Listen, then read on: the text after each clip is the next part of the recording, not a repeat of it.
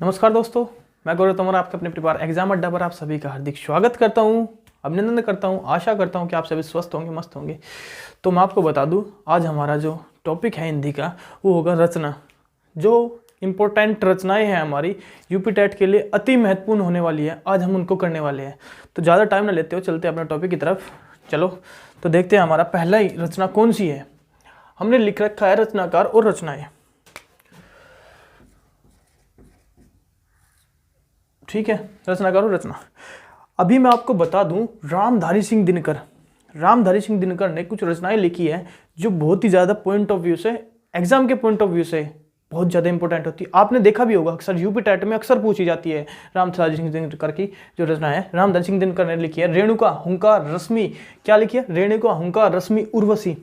आपको बता दूं, इनकी जो इंपॉर्टेंट है ना, ये रेणुका रश्मि उर्वशी, ये बहुत ही इंपॉर्टेंट रचनाएं हैं। कितनी है? बहुत ज्यादा इंपॉर्टेंट रचना है। तो आपको ये ना अब एग्जाम से पहले पहले देख लेना है सब कुछ। तो चलते हैं अपनी दूसरी रचना पर। सुभद्रा कुमारी चौहान ने क्या लिखी?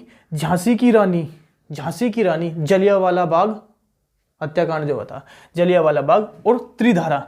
इसका जो झांसी की रानी है, इसकी सबसे ज्यादा इंपॉर्टेंट रचना है। कौन सी? झांसी की रानी। किसकी? आपको बता दूं, सुभद्रा कुमारी चौहान की जो झांसी की रानी है वो सबसे ज्यादा इंपॉर्टेंट रचना होने वाली है आपकी एग्जाम में। मलिक मोहम्मद जायसी की आपने बचपन से सुना होगा। पद्मावत, अखरावत और आखिरी कलाम, जो इसकी सबसे इंपॉर्टेंट रचना रही है वो पद्मावत रही है। लेकिन अब जो पूछी जाती है, पद्मावत और अखरावत दोनों ही पूछी जाती है। ये दोनों ये इंपॉर्टेंट होने वाली है। जयशंकर प्रसाद जी की आंसू लहर झरना कामायनी, आंसू लहर झरना कामायनी और चंद्रगुप्त, आंसू लहर झरना कामायनी चंद्रगुप्त, ये जयशंकर प्रसाद जी की इंपॉर्टेंट रचनाएं हैं। फिर मैं आपको लेके चलता हूं किस पर? सूर्यकांत त्रिपाठी निराला। इन्होंने क्या लिखा था? अनामिका, गीतिका, तुलसीदास और भिखारी। जो इनकी इंपॉर्टेंट है ये अनामिका है, अनामिका और गीतिका। कभी आपसे पूछ लिया जाए तुलसीदास किसकी रचना है, आप तुलसीदास मत लगा देना वहां पे, ठीक है। आप तुलसीदास मत लगा देना। क्या लगाना होगा आपको? सूर्यकांत त्रिपाठी निराला। किसकी है? सूर्यकांत त्रिपाठी निराला जी की है। सुमित्रा नंदन पंत ने क्या लिखा था? वीणा गुंजन लोकायतन। सुमित्रा नंदन ने क्या क्या रचना लिखी थी? वीणा गुंजन लोकायत और चिदंबरा। आपसे पूछा जाएगा, हमेशा अक्सर पूछा जाता है चिदंबरा, लोकायतन, वीणा गुंजन, मतलब चारों इंपॉर्टेंट है। लेकिन ज्यादातर पूछी गई जो मैं बता दूं आपको, चिदंबरा है और फिर वीणा भी पूछी गई है काफी बार, लोकायतन भी पूछी गई है काफी बार। महादेवी वर्मा की जो है इंपॉर्टेंट, सबसे ज्यादा इंपॉर्टेंट यामा, क्योंकि इसमें इनको अवार्ड मिला हुआ है। यामा, निहार, साझा गीत, दीपशिखा। यामा, निहार, साझा गीत और दीपशिखा किसकी है? आपको ये पता लग गया होगा कि महादेवी वर्मा जी की है। फिर हम लेके चलते हैं आपको हजारी प्रसाद द्विवेदी जी की जो इंपॉर्टेंट रचना है वो बाणभट्ट की आत्मकथा। क्या है? बाणभट्ट की आत्मकथा है। और पुनर्वा जो इंपॉर्टेंट है इनकी, बाणभट्ट की आत्मकथा। नागार्जुन की जो है इंपॉर्टेंट रचना है युगधारा, प्यासी पथराई आंखें। क्या है? प्यासी पथराई आंखें और भूमिजा। इसमें प्यासी पथराई आंखें काफी बार पूछा गया और नागार्जुन की आपको बता दूं युगधारा तो बहुत ज्यादा इंपॉर्टेंट होने वाली है आपके लिए। नागार्जुन की युगधारा, प्यासी पथराई आंखें और आपका भूमिजा। केदारनाथ अग्रवाल की फूल नहीं रंग बोलते हैं, तो किसकी है? केदारनाथ अग्रवाल की है। अपूर्वा, देश की गंगा, इसकी जो इंपॉर्टेंट होने वाली है फूल नहीं रंग बोलते हैं। क्या है? फूल नहीं रंग बोलते हैं, केदारनाथ अग्रवाल की। त्रिलोचन की है मेरा घर धरती ताप के ताए दिन, मेरा घर धरती ताप के ताए दिन। किसकी है? आपको इसका ज्यादा इंपॉर्टेंट ही होगा, ताप के ताए दिन, त्रिलोचन की। अज्ञे ने तार सप्तक की स्थापना की थी। किसकी? तार सप्तक की स्थापना की थी। और मैं आपको बता दूं इनकी जो इंपॉर्टेंट रचना है तार सप्तक, हरी घास पर क्षण भर, कितनी नाव में कितनी बार। तीनों इंपॉर्टेंट रचनाएं हैं क्योंकि हर बार घुमा फिरा के पूछ ली जाती है कोई भी एक रचना इनकी, ठीक है, ज्यादा नहीं है, 3 है। मुक्तिबोध, चांद का मुंह टेढ़ा, मुक्तिबोध की जो है चांद का मुंह टेढ़ा। किसका मुंह टेढ़ा? चांद का मुंह टेढ़ा। किसने कहा था? मुक्तिबोध ने कहा था। ठीक है। ब्रह्म राक्षस किसने कहा था? मुक्तिबोध ने कहा था। लाल सलाम किसने कहा था? मुक्तिबोध ने कहा था। कुंवर सिंह, कुंवर सिंह की जो आपको बता दूं इंपॉर्टेंट जो है वो चक्रव्यूह है। क्या है? चक्रव्यूह। बस आपको ये याद करनी है। अपने सामने एक इसकी रचना है अपने सामने, लेकिन इसकी जो इंपॉर्टेंट रचना है वो है चक्रव्यूह। अच्छा, तो अब लेके चलते हैं हम अपनी दूसरे रचनाकारों पर जिन्होंने और ज्यादा इंपॉर्टेंट रचनाएं लिखी है। धर्मवीर भारती, इन्होंने कितनी रचनाएं लिखी?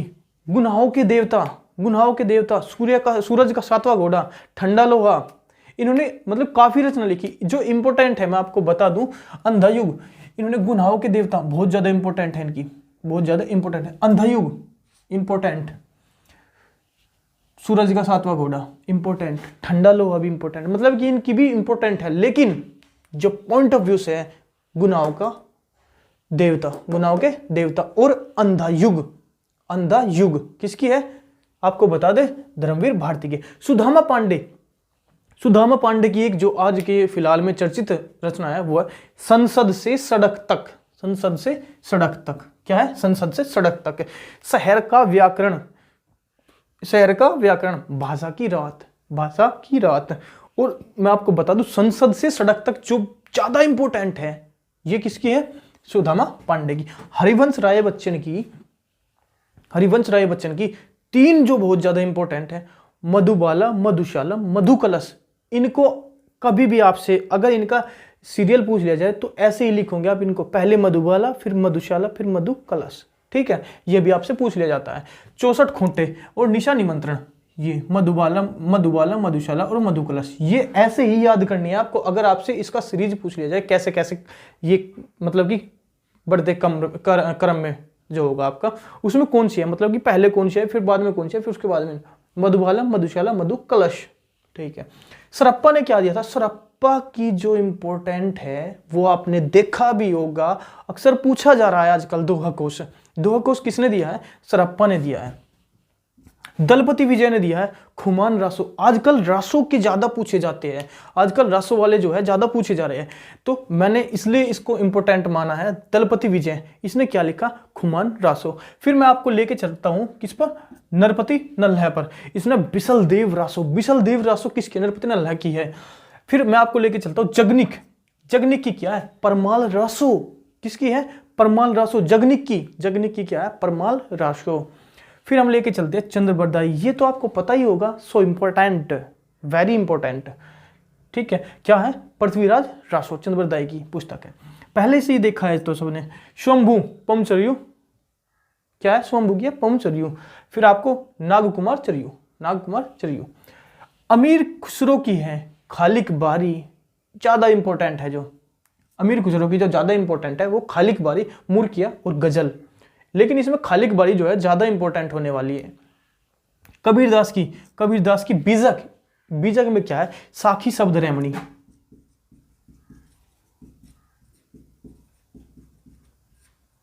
शब्द, ये साखी शब्द रेमणी, क्या है? साखी शब्द रेमणी। किसकी? किसकी आपसे पूछा जाए? कबीरदास की, इंपॉर्टेंट है। तुलसीदास, तुलसीदास ने क्या लिखा था? कवितावली, दोहावली, गीतावली, विनय पत्रिका, बरवे रामायण, बरवे रामायण। जब बहुत ज्यादा इंपॉर्टेंट है Kavitavali, Dohavali, Vinay Patrika, so important, very important. ठीक है। सूरदास की सूर सागर, सुरावली, साहित्य लहरी। आपको सूरदास की से पता लग जाएगा, आपको सूर लिखा मिलेगा पहले ही, मतलब कि ये पहले वाला अक्षर जो है ये लिखा मिलेगा, सूर, सूर सागर, सुरावली, साहित्य लहरी। मीराबाई की जो इंपॉर्टेंट है वो गीत गोविंद है। क्या है? गीत गोविंद मीराबाई की अति इंपॉर्टेंट रचना है।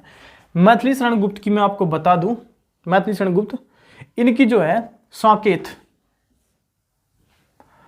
और भारत भारती, भारत भारती ज्यादा इंपॉर्टेंट है। मैथिली शरण गुप्त की साकेत, भारत भारती ज्यादा इंपॉर्टेंट है। यशोधरा जयद्रथ वध, यशोधरा जयद्रथ वध किसकी है? मैथिली शरण गुप्त की है। माखनलाल चतुर्वेदी की हिम तरंगणी, हिम कीर्तनी, हिम तरंगणी, हिम कीर्तनी, समर्पण, समय के पाँव। जो इम्पोर्टेंट है इसकी ये वाली दोनों इम्पोर्टेंट है। तो मैं आपको बता दूं, हमारा जो एग्ज़ाम है अभी हाल फिलहाल में होने वाला है 23 जनवरी को, उसके लिए बहुत ज़्यादा इम्पोर्टेंट होने वाली है। तो आप इसको देखना ना भूले, लास्ट तक देखें इसको, क्योंकि पता नहीं होगा कि कौन सी रचना आ जाए। आप समझ रहे हो कि वही 4 रट्टिफिकेशन वाली रचना जो पहले रट रखी थी वही आती है। नहीं, ऐसा कुछ नहीं होता। आपने पेपर देखा भी है, अब सब कुछ बदल रहा है। तो मैं आपसे बता दूं कि आपको ना रटना कुछ भी नहीं है, सिर्फ पढ़ना है, ध्यान लगा के पढ़ना है। अगर आपने एक बार पढ़ लिया तो शायद मुझे लगता है कि आप नहीं भूलोगे ना। तो आपसे रिक्वेस्ट है, जिसने अभी तक चैनल को लाइक शेयर सब्सक्राइब नहीं किया, प्लीज़ चैनल को लाइक शेयर सब्सक्राइब करें और अपने परिवार, एग्जाम अड्डा परिवार के साथ में ऐसे ही अपना प्यार बांटते रहे। मैं गौरव तोमर आशा करता हूं कि आप सभी को ये क्लास अच्छी लगी होगी, और जिसको क्लास अच्छी लगी और या आपको कोई भी डाउट है तो आप कमेंट सेक्शन में कमेंट छोड़ सकते हैं, और चैनल को लाइक शेयर सब्सक्राइब करना ना भूलें। ठीक है, तो आज के लिए इतना ही। मैं अपनी वाणी को